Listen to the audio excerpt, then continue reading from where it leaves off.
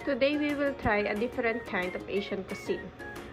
Dito sa Banana Leaf, isa sila sa pinakamataas na rating when it comes to Asian food. Tingnan nyo, lagi maraming tao dyan. At that moment, hindi ako makapili kasi lahat masarap. Kumuha nga pala ako noodles, chicken, squid, at yung chicken curry. Sinamahan ko na rin ng coconut dessert. Nagbigay din sila ng banana leaf para paglagyan ng mga pagkain. Una kong kinain itong chicken, very smoky. Yung banana leaf malalasahan mo. And yes, very juicy inside. Next naman itong chicken curry.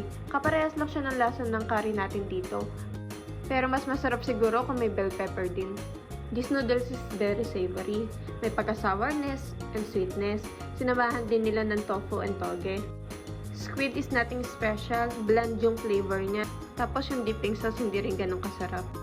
And lastly, the coconut pudding. This is very perfect for me kasi lasang-lasa mo talaga yung coconut and may makapuno din inside.